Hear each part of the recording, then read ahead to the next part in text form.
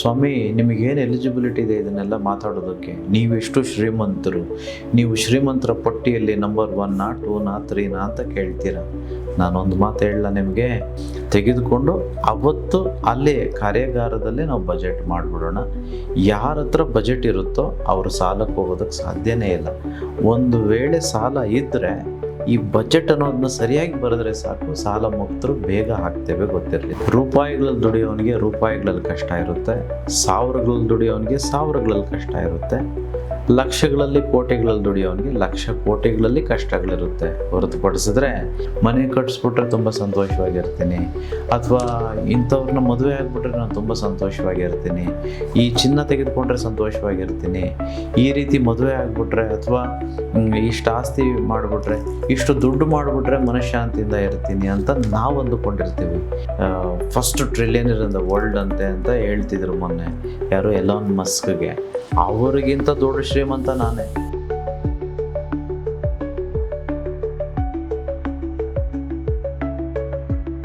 ನಮಸ್ಕಾರ ವೀಕ್ಷಕರೇ, money is happiness ವಿಶೇಷ ಕಾರ್ಯಕ್ರಮಕ್ಕೆ ತಮ್ಮೆಲ್ಲರಿಗೂ ಪ್ರೀತಿಯ ಆದರದ ಸ್ವಾಗತ. ನಾನು ಸೌಮ್ಯ ಮಳಲಿ. ವೀಕ್ಷಕರೇ, ನಮ್ಮ ಕಾರ್ಯಕ್ರಮದ ಹೆಸರೇ ಹೇಳುವಂತೆ ಮನಿ ಈಸ್ ಹ್ಯಾಪಿನೆಸ್.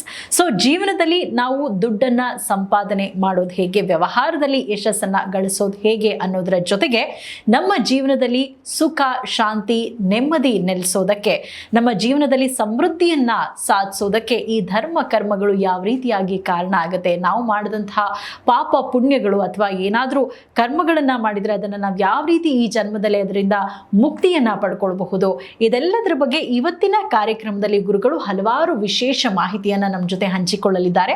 ಹಾಗಿದ್ರೆ ಮತ್ಯಾಕ್ ತಡ, ಕಾರ್ಯಕ್ರಮವನ್ನ ಆರಂಭ ಮಾಡೋಣ. ಇದೆಲ್ಲದರ ಬಗ್ಗೆ ಮಾತನಾಡೋದಕ್ಕೆ ನಮ್ಮ ಜೊತೆ ನಮ್ಮ ಕಾರ್ಯಕ್ರಮದಲ್ಲಿದ್ದಾರೆ ಹಿಮಾಲಯದಲ್ಲಿ ಅಖಂಡ ತಪಸ್ಸನ್ನ ಮಾಡಿ ವಿಶ್ವ ಶಕ್ತಿ ಸಿದ್ಧಿಯನ್ನ ಪಡೆದವರು, ಭೂದೋಷ ನಿವಾರಕರು, ವಾಸ್ತುದೋಷ ಪರಿಹಾರಕರು, ಲಕ್ಷಾಂತರ ಜನರ ಬಾಳಿನಲ್ಲಿ ಶ್ರೀಮಂತಿಕೆಯ ಪರಿವರ್ತನೆಯನ್ನ ತಂದುಕೊಟ್ಟು ನಮ್ಮೊಳಗಿರುವಂತಹ ಬ್ರಹ್ಮತತ್ವವನ್ನ ಜಾಗೃತಗೊಳಿಸಿ ನಾವು ಅಂದುಕೊಂಡಿದ್ದೆಲ್ಲವನ್ನು ಪಡೆದುಕೊಳ್ಳುವ ವಿಶ್ವ ಮಾರ್ಗವನ್ನ ನಮಗೆ ತಿಳಿಸ್ಕೊಡ್ತಾ ಇರುವವರು ಜಿ ಕನ್ನಡದ ವತಿಯಿಂದ ವೀರ ಕನ್ನಡಿಗ ಪ್ರಶಸ್ತಿ ಪುರಸ್ಕೃತರು, ವಿಶ್ವ ಚೇತನ ದುಡ್ಡಿನ ದ್ರೋಣಾಚಾರ್ಯ ಶ್ರೀ ಅನಂತ ವಿಶ್ವ ಆಚಾರ್ಯ ಗುರುಗಳು ನಮ್ಮ ಜೊತೆ ನಮ್ಮ ಕಾರ್ಯಕ್ರಮದಲ್ಲಿದ್ದಾರೆ. ಅವ್ರನ್ನ ಕಾರ್ಯಕ್ರಮಕ್ಕೆ ವೆಲ್ಕಮ್ ಮಾಡ್ಕೊಳ್ಳೋಣ. ಗುರುಗಳೇ ನಮಸ್ತೆ, ಕಾರ್ಯಕ್ರಮಕ್ಕೆ ಸ್ವಾಗತ. ನಮಸ್ತೆ ಮೇಡಮ್, ಮತ್ತೆ ನಮಸ್ತೆ ನನ್ನ ಎಲ್ಲ ಪ್ರೀತಿಯ ಆಗರ್ಭ ಶ್ರೀಮಂತ ದೇವರುಗಳಿಗೆ. ಸರ್ವೇ ಜನ ಸುಖಿನೋ ಭವಂತು, ಸರ್ವೇ ಸಂತು ನಿರಾಮಯಃ, ಸರ್ವೇ ಭದ್ರಾಣಿ ಪಶ್ಯಂತು, ಮಾ ಕಶ್ಚಿತ್ ದುಃಖ ಭಾಗ ಭವೇತ್. ಅಹಂ ಬ್ರಹ್ಮಸ್ಮಿ. Thank you universe. ಗುರುಗಳೇ, ಇವತ್ತಿನ ಕಾರ್ಯಕ್ರಮದಲ್ಲಿ ಸಾಕಷ್ಟು ಉಪಯುಕ್ತ ಮಾಹಿತಿಯನ್ನ ನಿಮ್ಮಿಂದ ಪಡ್ಕೊಳ್ಳೋದಕ್ಕೆ ನಾನು ಹಾಗೆ ನಮ್ಮ ವೀಕ್ಷಕರು ಕೂಡ ಕಾಯ್ತಾ ಇದ್ದೀವಿ. ಆದರೆ ಅದಕ್ಕಿಂತ ಮುಂಚೆ ಇದೇ ಜುಲೈ 12ನೇ ತಾರೀಕು ನಿಮ್ಮ ವರ್ಕ್ಶಾಪ್ ನಡೀತಾ ಇದೆ. ಪ್ರತಿ ಬಾರಿಯ ವರ್ಕ್ಶಾಪ್ ಕೂಡ ಹಲವಾರು ವಿಶೇಷತೆಗಳಿಂದ ಕೂಡಿರುತ್ತೆ. ಇನ್ನು ಈ ಬಾರಿಯ ವರ್ಕ್ಶಾಪ್ನ ವಿಶೇಷತೆ ಏನು ಗುರುಜಿ? ಯಾಕೆ ಈ ವರ್ಕ್ಶಾಪನ್ನು ಅಟೆಂಡ್ ಮಾಡಬೇಕು ನಮ್ಮ ವೀಕ್ಷಕರು ಅಂತ? ತುಂಬ ಇದು ಗೊತ್ತಿರಲೇಬೇಕಾಗಿರುವಂಥ ಮಾಹಿತಿ. ಎಲ್ಲರೂ ಈ ವರ್ಕ್ಶಾಪ್ಗೆ ಯಾರೆಲ್ಲ ಬರ್ತಿದ್ದೀರೋ ಅವರ ಎಲ್ಲರ ಪಾಪಕರ್ಮಗಳು, ವಿಶೇಷವಾಗಿ ಇಂದಿನ ಜನ್ಮದ್ದು ಮತ್ತು ಈ ಜನ್ಮದ ಕರ್ಮಗಳನ್ನು ಹೇಗೆ ನಿವಾರಣೆ ಮಾಡಬೇಕು ಅನ್ನುವಂಥ ಅಂಶಗಳನ್ನು ತಿಳಿಸ್ಕೊಡೋದೇ ಅಲ್ಲದೆ ಅದರ ಜೊತೆ ಕರ್ಮ ನಿವಾರಣೆಯನ್ನು ನಾನು ಮಾಡ್ತಿದ್ದೇನೆ. ಆದಿಶಕ್ತಿ ಕರ್ಮ ಕ್ರಿಯೆಯ ಮೂಲಕ ನಮ್ಮ ಇಂದಿನ ಎಲ್ಲ ಕರ್ಮಗಳನ್ನು ವಿಮುಕ್ತಿಪಡಿಸುವಂಥ ಕ್ರಿಯೆಯನ್ನು ನಾನು ಕಾರ್ಯಾಗಾರದಲ್ಲಿ ಮಾಡ್ತಿದ್ದೇನೆ. ಅದರ ಜೊತೆ ದುಡಿದ ಹಣ, ಕಷ್ಟಪಟ್ಟು ದುಡಿದ ಹಣ ನಮ್ಮ ಕೈಯಲ್ಲೇ ನಿಲ್ಲಬೇಕು ಅಂತಂದರೆ ನಮ್ಮೆಲ್ಲರಿಗೂ ಗುರುಗ್ರಹನ ಒಂದು ಶಾಂತಿ ಇರಬೇಕು ಅಥವಾ ಗುರುಗ್ರಹ ಬಲ ಇರಬೇಕು ಅಂತ ಹೇಳ್ತಾರೆ. ಆ ಗುರುಗ್ರಹ ಶಾಂತಿ ಪೂಜೆಯನ್ನು ಈ ಕಾರ್ಯಾಗಾರದಲ್ಲಿ ನಾನು ಮಾಡ್ತಿದ್ದೇನೆ. ಹಾಗೆಯೇ ನಾವು ಏನೇ ಮಾಡಿದರೂ ಯಶಸ್ಸು ನಮಗೆ ಬರಬೇಕು ಅಂತಂದರೆ ಅದು ಯಾವುದೇ ಕಾರ್ಯ ಆಗ್ಬೋದು. ನಾವೀಗ ಎಲ್ಲೋ ಕೆಲಸ ಮಾಡ್ತಿರ್ತೀವಿ, ಪ್ರಮೋಷನ್ ಬರಬೇಕು, ಅಥವಾ ವ್ಯಾಪಾರ ಮಾಡ್ತಿರ್ತೀವಿ, ಹೆಚ್ಚು ಲಾಭ ಬರಬೇಕು, ಅಥವಾ ನಾನೇನೋ ಒಂದು ಹತ್ರ ನಿಂತ್ಕೊಳ್ತಿದ್ದೇನೆ, ಚುನಾವಣೆ ಆಗ್ಬೋದು, ಯಾವುದೇ ಎಲೆಕ್ಷನ್ ಆಗ್ಬೋದು, ಯಾವುದೇ ಆಗ್ಬೋದು, ನನಗೆ ಜಯ ಬರಬೇಕು ಅನ್ನೋದಾದರೆ ಅದಕ್ಕೆ ಸನಾತನ ಜಯ ಕಲ್ಪ ವಿಶ್ವ ರಹಸ್ಯವನ್ನು ನಾನು ನಿಮಗೆ ತಿಳಿಸ್ಕೊಡ್ತಿದ್ದೇನೆ. ಹಾಗೆಯೇ ಎಲ್ಲರ ಮಕ್ಕಳ ಜೊತೆ ಅವ್ರ ಹತ್ರ ಇಟ್ಕೊಳ್ಬೋದಾದಂತಹ ವಿಶ್ವಶಕ್ತಿ ಸ್ಮರಣಿಕೆಯನ್ನು ನಾನು ಕೊಡ್ತಿದ್ದೇನೆ. ಓದೋ ಮಕ್ಕಳಾದರೆ ಅವ್ರ ಬ್ಯಾಗು ಅಥವಾ ಜಾಮೆಟ್ರಿಯಲ್ಲಿ ಇಟ್ಕೊಳ್ಬೋದು, ಕಾಲೇಜ್ಗೆ ಹೋಗೋರು ಇಟ್ಕೊಳ್ಬೋದು. ಸೊ ಮಕ್ಕಳಿಗೆ ಬೇಸಿಕಲಿ ಈ ಒಂದು ವಿಶ್ವ ಸ್ಮರಣಿಕೆಯನ್ನು ನಾನು ಕೊಡ್ತಿದ್ದೇನೆ. ಸೊ ಎಲ್ಲರೂ ಯಾರ್ಯಾರು ಕಾರ್ಯಾಗಾರಕ್ಕೆ ಬರ್ತಿದ್ದೀರೋ ತಮ್ಮ ತಮ್ಮ ಮಕ್ಕಳಿಗೆ ಇದನ್ನು ನೀವು ಕೊಡ್ಬೋದು. ಹಾಗೆ ಇದರ ಜೊತೆ 45 ದಿನಗಳ ಲಕ್ಷ್ಮೀ ಕುಬೇರ ಧನಪ್ರಾಪ್ತಿ ವ್ರತವನ್ನು ನಿಮಗೆ ತಿಳಿಸ್ಕೊಡ್ತೇನೆ. ಎಲ್ಲರೂ ಮಾಡಬೇಕು. ವಿಶೇಷವಾಗಿ ಫ್ಯಾಮಿಲಿ ಸಮೇತ, ಕುಟುಂಬ ಸಮೇತ ಇದಕ್ಕೆ ಬಂದರೆ ಇನ್ನೂ ಸುಲಭವಾಗಿ, ಅರ್ಥಭರಿತವಾಗಿ ಇಬ್ಬರೂ ಸೇರಿ, ಗಂಡ ಹೆಂಡತಿ ಸೇರಿ, ಮಕ್ಕಳು ಸೇರಿ ಮಾಡ್ಬೋದು. ಸೊ ಹಾಗಾಗಿ ಎಲ್ಲರೂ ಕಲಿಬೇಕು ವಿದ್ಯೆಯನ್ನು, ಗೊತ್ತಿರಲಿ. ಇದರ ಜೊತೆ ಪ್ರಪ್ರಥಮ ಬಾರಿಗೆ ವಿಶೇಷವಾದ ಒಂದು ಬಜೆಟಿಂಗ್ ಟ್ರ್ಯಾಕರನ್ನು ನಾನು ನಿಮಗೆ ಉಚಿತವಾಗಿ ಕೊಡ್ತಿದ್ದೇನೆ. ಇದೇ ಫಸ್ಟ್ ಟೈಮ್, ಬಿಕಾಸ್ ಹೊಸದಾಗಿ ಡಿಸೈನ್ ಮಾಡ್ತಿರೋ ಅಂಥದ್ದು. ಹಳೆಯದು ಒಂದು ಕೊಡ್ತಿದ್ವು, ಅದು ನನಗೆ ಸ್ವಲ್ಪ ಕರೆಕ್ಷನ್ ಮಾಡಬೇಕು ಅನಿಸ್ತಿತ್ತು, ಸ್ವಲ್ಪ ಚೇಂಜಸ್ ಬೇಕಿತ್ತು ಅನಿಸ್ತಿತ್ತು, ಸ್ವಲ್ಪ ಕ್ಲಿಷ್ಟವಾಗಿತ್ತು. ಅದು ಇನ್ನೂ ಸುಲಭವಾಗಿ ಮಾಡಿ ಇದನ್ನು ಡಿಸೈನ್ ಮಾಡಿದ್ದೇವೆ. ಯಾರೆಲ್ಲ ಬರ್ತಿದ್ದೀರೋ ಅವರೆಲ್ಲರೂ ಈ ಬಜೆಟಿಂಗ್ ಶೀಟನ್ನು ತೆಗೆದುಕೊಂಡು ಅವತ್ತು ಅಲ್ಲೇ ಕಾರ್ಯಾಗಾರದಲ್ಲೇ ನಾವು ಬಜೆಟ್ ಮಾಡಿಬಿಡೋಣ. ಯಾರ ಹತ್ರ ಬಜೆಟ್ ಇರುತ್ತೋ ಅವರು ಸಾಲಕ್ಕೆ ಹೋಗೋದಕ್ಕೆ ಸಾಧ್ಯನೇ ಇಲ್ಲ.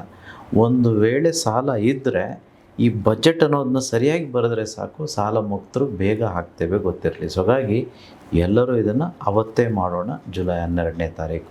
ಇದು ವಿಶೇಷತೆಗಳು ಮೇಡಮ್. ಖಂಡಿತವಾಗ್ಲೂ ಗುರುಗಳೇ, ನಮ್ಮ ವೀಕ್ಷಕರು ಕೂಡ ಇದನ್ನು ಅಟೆಂಡ್ ಮಾಡೋದಕ್ಕೆ ಕಾತರದಿಂದ ಕಾಯ್ತಿರ್ತಾರೆ ಅಂತ ಭಾವಿಸ್ತೇನೆ. ಇನ್ನು ಇವತ್ತಿನ ಕಾರ್ಯಕ್ರಮದಲ್ಲಿ ಬಹಳ ಮುಖ್ಯವಾಗಿ 1-2-3 ಪ್ರಶ್ನೆಗಳನ್ನು ನಾನು ನಿಮಗೆ ಕೇಳಬೇಕಂತ ಅಂದ್ಕೊಂಡಿದ್ದೀನಿ ಗುರುಗಳೇ.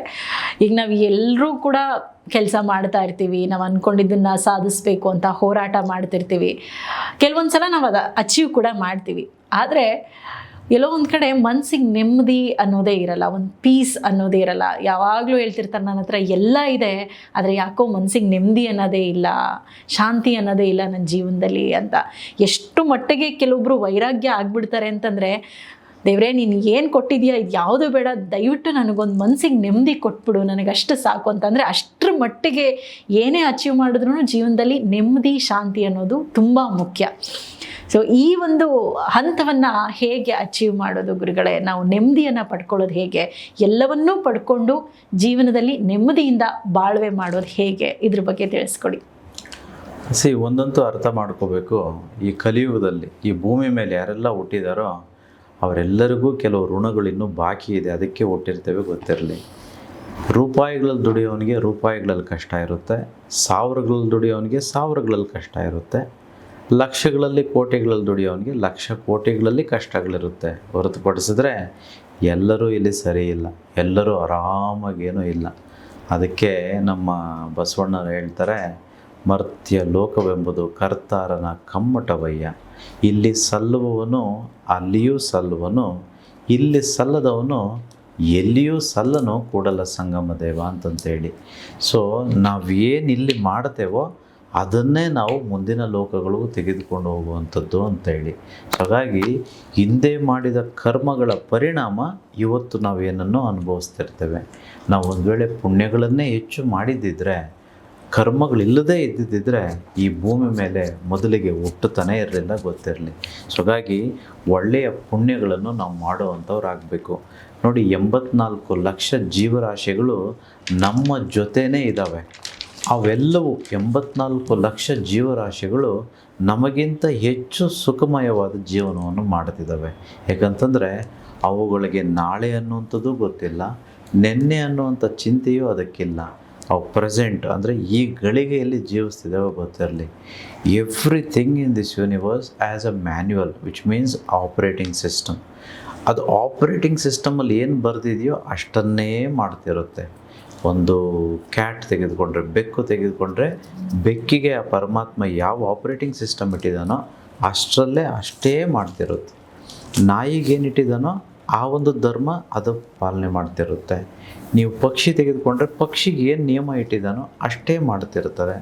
ಆದರೆ ಮನುಷ್ಯ ಅಂತ ಬಂದರೆ ಅವನಿಗೇನು ಇಟ್ಟಿದ್ದಾನೋ ಅದನ್ನು ಬಿಟ್ಟು ಬೇರೆದೆಲ್ಲ ಮಾಡ್ತಿರ್ತಾನೆ. ಅದಕ್ಕೆ ಈ ಕಷ್ಟಗಳಿಗೆ ಸಿಕ್ಕಾಕ್ಕೊಂಡಿರ್ತಾನೆ. ಕವಿಗಳು ಡಾಕ್ಟರ್ GS ಶಿವರುದ್ರಪ್ಪನವರು ಇದನ್ನು ಗಮನಿಸಿ ಈ ರೀತಿ ಹೇಳ್ತಾರೆ, ಎಲ್ಲೋ ಹುಡುಕಿದೆ ಇಲ್ಲದ ದೇವರ ಕಲ್ಲು ಮಣ್ಣುಗಳ ಗುಡಿಯೊಳಗೆ, ಇಲ್ಲೇ ಇರುವ ಪ್ರೀತಿ ಸ್ನೇಹಗಳ ಗುರುತಿಸದಾದೆನು ನಮ್ಮೊಳಗೆ, ಎಲ್ಲಿದೆ ನಂದನ ಎಲ್ಲಿದೆ ಬಂಧನ ಎಲ್ಲ ಇವೆ ನಮ್ಮೊಳಗೆ. ಯಾವಾಗ ಇದರ ಅರ್ಥ ಆಗುತ್ತೆ ಗೊತ್ತಾ? ಎಷ್ಟು ಚೆನ್ನಾಗಿ ಹೇಳ್ತಾರೆ ನೋಡಿ ಕವಿಗಳು. ಒಳಗಿನ ತಿಳಿಯನು ಕಲಕದೇ ಇದ್ದರೆ ಅಮೃತದ ಸವಿ ಇದೆ ನಾಲಿಗೆಗೆ. ಯಾವಾಗ ಇದ್ರ ಸವಿ ನಮಗೆ ಸಿಗುತ್ತೆ, ಈ ಅಮೃತದ ಸವಿ ಯಾವಾಗ ಸಿಗುತ್ತೆ? ಒಳಗಿನ ತಿಳಿಯನ್ನು ಕಲಕದೇ ಇದ್ದರೆ, ಅಂದರೆ ಆ ಭಗವಂತನು ಹೇಗೆ ಕೊಟ್ಟನೋ ಮನಸ್ಥಿತಿ, ಆ ಮನಸ್ಥಿತಿಯನ್ನೇ ನಾವೇನಾದರೂ ಉಳಿಸ್ಕೊಳ್ಳೋದೇ ಆದರೆ ನಮಗೆ ಈ ಮನಃಶಾಂತಿ, ನೆಮ್ಮದಿ ಎಲ್ಲವೂ ಸಿಕ್ಬಿಡುತ್ತೆ. ನೋಡಿ, ಮನಃಶಾಂತಿ ಅಂತ ಹೇಳ್ತೀವಿ, ಅದೆಲ್ಲಿದೆ? ನಮ್ಮ ಮನಸ್ಸಿನಲ್ಲೇ ಇರುವಂಥದ್ದು. ಅದಕ್ಕೆ ಅದನ್ನು ಮನಸ್ಸು ಶಾಂತಿ ಅಂತ ಹೇಳೋದು. ನಾವೆಲ್ಲರೂ ಎಲ್ಲಿ ಹುಡುಕ್ತಿದ್ದೀವಿ ಗೊತ್ತಾ ಮನಃಶಾಂತಿನ? ಯಾವುದೋ ವಸ್ತುಗಳಲ್ಲಿ ಹೊರಗಡೆ ಹುಡುಕ್ತಿದ್ದೀವಿ ನಾವೆಲ್ಲ ಮನಃಶಾಂತಿನ.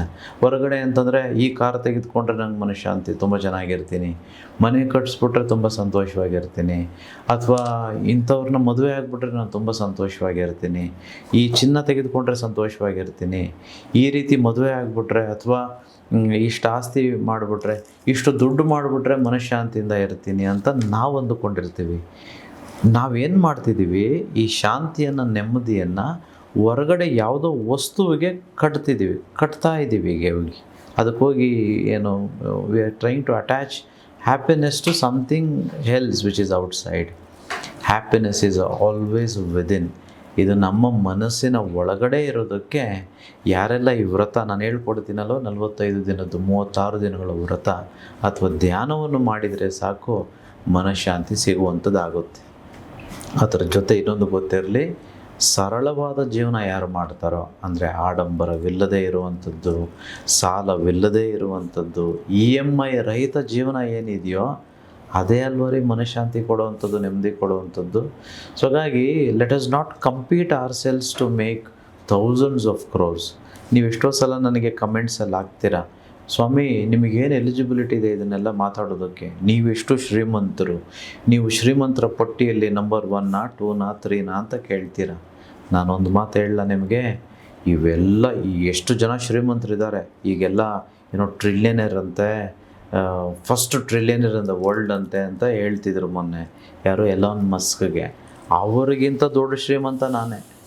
ಇನ್ಫ್ಯಾಕ್ಟ್ ಎಷ್ಟೋ ಜನ ಇದ್ದಾರೆ ನಮ್ಮ ಥರನೇ. ಅಂದರೆ ಸರಳ ಜೀವನ, EMI ಇಲ್ಲದೆ ಇರುವಂಥದ್ದು, ಲೋನ್ಸ್ ಇಲ್ಲದೆ ಇರುವಂಥದ್ದು, ಆಮೇಲೆ ಆ ದುಬಾರಿ ಅಷ್ಟು ದುಡ್ಡೆಲ್ಲ ಅವಶ್ಯಕತೆ ಇಲ್ಲ ಅನ್ನೋ ಮನೋಭಾವನೆ ಇರುವಂಥದ್ದು. ನಮಗೆ ಏನು ಬೇಕು, ಎಷ್ಟು ಬೇಕು ಅಷ್ಟನ್ನು ಸಂಪಾದನೆ ಮಾಡಿಕೊಂಡು ಒಂದು ಸಿಂಪಲ್ ಲೈಫ್ ಲೀಡ್ ಮಾಡ್ತಿದ್ರೆ ಸಾಕಲ್ವಾ? ಅಲ್ಲೇ ನೆಮ್ಮದಿ, ಸುಖ, ಶಾಂತಿ ಇರುವಂಥದ್ದು. ಸೊ ಹಾಗಾಗಿ let us not go chasing that elusive life. There is nothing called an elusive life. A simple life is as beautiful as the divine wants to live end of the day. So ಹಾಗಾಗಿ let us live life very beautifully, because ಮನಃಶಾಂತಿ ಇರುವಂಥದ್ದು ಮನಸ್ಸಿನ ಒಳಗಡೆ ಹೊರತು ಹೊರಗಡೆ ಅಲ್ಲ.